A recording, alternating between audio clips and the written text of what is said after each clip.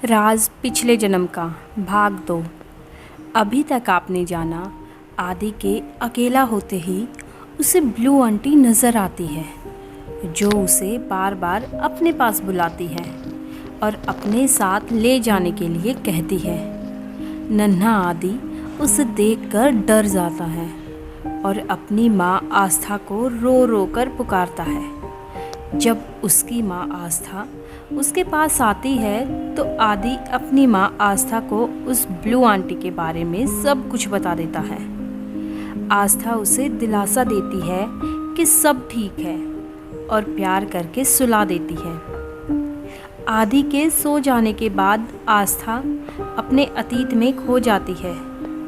वह अपनी प्रेगनेंसी के समय को याद करती है कि कैसे आदि के गर्भ में आने के बाद उसे भी एक नीले कलर की साड़ी पहने वाली औरत नज़र आती थी, जो उसे बार बार आदि को उससे दूर ले जाने की बात कहती थी। लेकिन आस्था हर बार हिम्मत करके भगवान को याद करते हुए उसे भगा देती थी। और आखिर में डिलीवरी के दौरान बहुत सारे कॉम्प्लिकेशन आने के बाद भी भगवान की दया से सब ठीक रहा।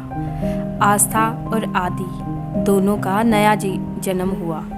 जब आस्था अतीत से बाहर आती है तो पाती है कि सुशांत सामने खड़ा है और सुशांत को देखते ही वह रोने लगती है और उसे आज हुई घटना के बारे में सब कुछ बता देती है। सुशांत यह सुनकर घबरा जाता है, लेकिन आस्था को दिलासा देता है कि जब तक हम हैं अपने बेटे के साथ उसे कुछ नहीं होगा। अब आगे धीरे धीरे समय बीतता जाता है। आदि अब 12 साल का हो जाता है, लेकिन आदि को जाने क्यों बार बार अपनी माँ से दूर होने के सपने आते रहते हैं। वैसे तो आदि बहुत ही होनहार बच्चा था। पढ़ाई में होशियार तो वो था ही, साथ ही वो एक संस्कारी बच्चा भी था। पर एक डर जो बचपन से ही उसके साथ आया था, वो था उसकी माँ से दूर होने का डर। जाने क्यों यह डर उसे बार बार सताता रहता। ऐसे ही समय बीतता गया और अब आदि 18 वर्ष का हो गया था और एक दिन सुबह दुखी होकर उठा और अपनी माँ के गले लग गया। माँ सुबह सुबह उसकी आंखों में नमी देखकर घबरा गई और जब माँ ने पूछा, क्या हुआ बेटा, मेरा बच्चा सुबह सुबह इतना परेशान? तो आदि ने कहा, माँ मुझे शादी नहीं करनी। मम्मा प्लीज़ आप मेरी शादी कभी मत करना। और यह सुनकर उसकी माँ को हंसी आ गई और वो हंसते हुए बोली, अरे इतनी सी बात, अच्छा क्यों नहीं करनी मेरे बच्चे को शादी? तो वो रोते हुए बोला, आज मैंने देखा कि मेरी शादी हो चुकी है और मेरी पत्नी, आप और मैं तीनों डाइनिंग टेबल पर बैठे हुए हैं और खाना खा रहे हैं और खाना खाते समय ही आप मर जाती हैं। मेरी पत्नी ने आपके खाने में जहर मिला दिया था और यह देखते ही डर के मारे मेरी आंखें खुल गई। और यह सुनते ही आस्था हंसने लगी और वह बोली, अरे पागल, सपने हैं, सपने कौन सा सच होते हैं? और इतना सुनते ही आदि बोला, पर माँ वह सब सच लग रहा था, मुझे वो सपना नहीं लगा, ऐसा लगा जैसे मैं उसे जी कर आया हूँ। तो आस्था ने उसे दिलासा देते हुए कहा, अच्छा बाबा ठीक है, तुझे शादी नहीं करनी है तो मत कर। जब तक तू नहीं कहेगा हम तेरी शादी नहीं करेंगे। और वैसे भी अभी तो तेरी पढ़ने लिखने की उम्र है, पढ़ाई पर ध्यान दे। और ऐसे ही समय की गति आगे बढ़ती रही और आज आदि का 20वां जन्मदिन था। अब वो 20 साल का हो गया था और उसकी माँ आज बहुत खुश थी। सुबह उसके उठने से पहले ही आस्था ने अपने लाडले के लिए उसकी पसंदीदा खीर बना दी थी। जब वह अपने बेटे के पास गई उसे उठाने के लिए तो आदि ने अपनी माँ की गोद में सर रख लिया और बोला, माँ, मेरे साथ ही ऐसा क्यों हो रहा है? आज फिर से मुझे वही सब दिखा कि मेरी पत्नी ने आपको मार डाला। और यह सुनते ही आस्था ने फैसला लिया कि एक ही सपना बार बार आने का क्या कारण हो सकता है, इसका तो पता लगाना होगा। और आस्था ने अपने पति सुशांत से बात की और सारा मामला समझाया। और सुशांत ने कहा, ठीक है, हम इसका पता ज़रूर लगाएंगे। आस्था और सुशांत अपने बेटे आदि को लेकर हिप्नोथेरेपिस्ट के पास पहुंच जाते हैं। और आस्था बताती है कि बचपन से ही उसे एक ही तरह के सपने बार बार आते हैं और बचपन से ही अपनी माँ को खो देने का डर भी उसे हमेशा परेशान करता रहता है। तो थेरेपिस्ट कहती है कि इसका पता लगाने का एक रास्ता है और आदि का हम पास्ट लाइफ रिग्रेशन करेंगे, जिससे अगर ऐसा कुछ होगा तो हम सब पता लगा सकते हैं। अब हिप्नोथेरेपिस्ट के पास आदि को ले जाया जाता है और आदि को वह पहले थोड़ा सहज करती है। हिप्नोथेरेपिस्ट उसे रिलैक्स करके उसका ध्यान लगवाती है और उसे पास्ट लाइफ में लेकर जाती है। पास्ट लाइफ में लेकर जाने के बाद वो आदि से पूछती है, इस वक्त आप क्या देख पा रहे हैं? मैं अपने घर में हूँ। कितनी उम्र है आपकी? 32 वर्ष। आप क्या कर रहे हैं? मैं बैठा हुआ हूँ। और कौन कौन है आपके पास? मेरी माँ और मेरी पत्नी। क्या हो रहा है वहाँ? हम सब बातें कर रहे हैं। थोड़ा और आगे जाइए। अब आप क्या देख रहे हैं? मैं स्कूल में हूँ। आप वहाँ क्या कर रहे हैं? मैं बच्चों को पढ़ा रहा हूँ। क्या पढ़ा रहे हैं आप? हिंदी। मैं हिंदी का अध्यापक हूँ। इस वक्त आपकी उम्र क्या है? मैं 38 वर्ष का हूँ। थोड़ा और आगे जाइए। अब आप क्या देख रहे हैं?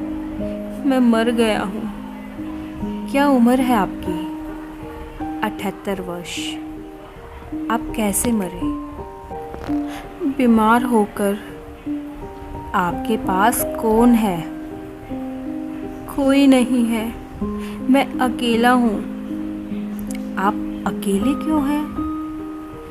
सब मर गए। कहाँ हैं आप? घर के आंगन में चारपाई पर लेटा हुआ हूँ। कैसे मरे थे आप? मैं बीमार था और भूखा रहने के कारण मेरी मौत हुई। और मरने के बाद आपका क्या हुआ? आसपास के लोगों ने आकर मेरा अंतिम संस्कार कर दिया। आप उस समय में जाइए जिसे आप कभी नहीं भूल सकते। अब आप क्या देख पा रहे हैं? मैं अकेला खड़ा हूँ और रो रहा हूँ। आप क्यों रो रहे हैं? क्या हुआ है आपके साथ? मैं मेरे पिता का दाह संस्कार से आया हूँ। इस समय कितनी उम्र है आपकी? मैं 17 साल का हूँ। जब आप छोटे थे उस समय में जाइए। अब आप क्या देख रहे हो? मैं अपने पापा के साथ खेल रहा हूँ। क्या नाम है आपका? नहीं पता। आपके मम्मी पापा किस नाम से बुला रहे हैं आपको? संदीप। पूरा नाम? संदीप कौशिक। आपके पिताजी का क्या नाम है? सुनील कौशिक। अब आप और पीछे जाइए। अब आप क्या देख पा रहे हैं? मैं 4 साल का हूँ। क्या देख रहे हैं आप? आज मेरी माँ ने मेरा नाम संदीप रखा है। वो बहुत खुश हैं। आपकी माँ का क्या नाम है? साक्षी। आपकी माँ दिखने में कैसी है? बहुत प्यारी। मैं उनके साथ बहुत खुश हूँ। अब आप अपने उस समय और उस घटना में जाइए जहाँ से आपकी माँ को खोने का डर जुड़ा हुआ है। अब आप क्या देख पा रहे हैं? मेरी माँ मरी हुई है। वो कैसे मरी?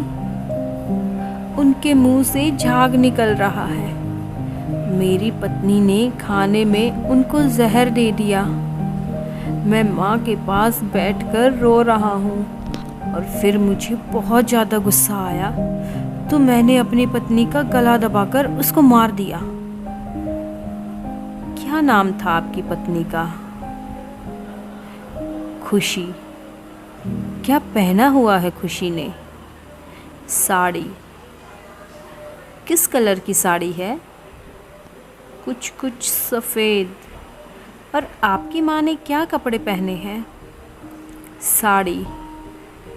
उन्होंने किस रंग की साड़ी पहनी है? नीले रंग की साड़ी।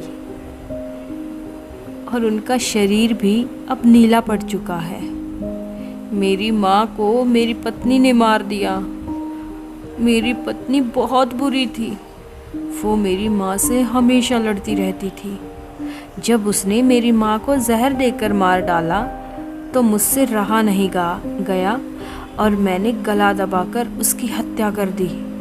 और यह कहकर आदि रोने लग जाता है। थेरेपिस्ट उसको उसके जीवन के खुशी के पल याद दिलाती है और उस लाइफ से अच्छी शिक्षा लेकर वर्तमान में वापस ले आती है।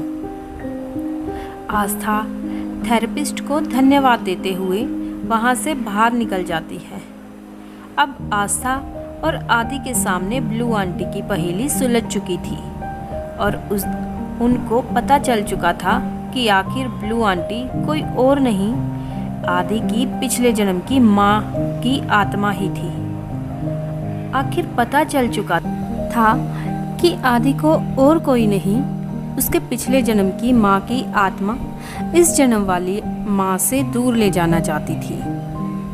पर आस्था ने उसका डटकर सामना किया था और उसके सामने हार नहीं मानी थी। एक माँ की जिद के आगे नियति भी झुक गई थी। अब आदि अपने उस सदमे से और उस डर से बाहर आ चुका था। उसका जीवन अब सामान्य हो गया था। आदि की पिछले जन्म वाली माँ अब उसे दिखाई नहीं देती थी और अब वो बहुत खुश रहने लगे थे। सो दोस्तों, यह एक सच्ची घटना है। अगर आप भी अपने जीवन की कोई सच्ची घटना हमारे साथ शेयर करना चाहते हैं तो नीचे डिस्क्रिप्शन बॉक्स में जो मेल आईडी दी है आप हमें वहां पर मेल कर सकते हैं। मेल आईडी है mahi.g710@gmail.com।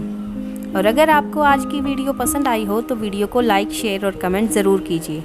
और अगर आपने चैनल को अभी तक सब्सक्राइब नहीं किया है तो जाके चैनल को सब्सक्राइब कीजिए। Thanks for watching.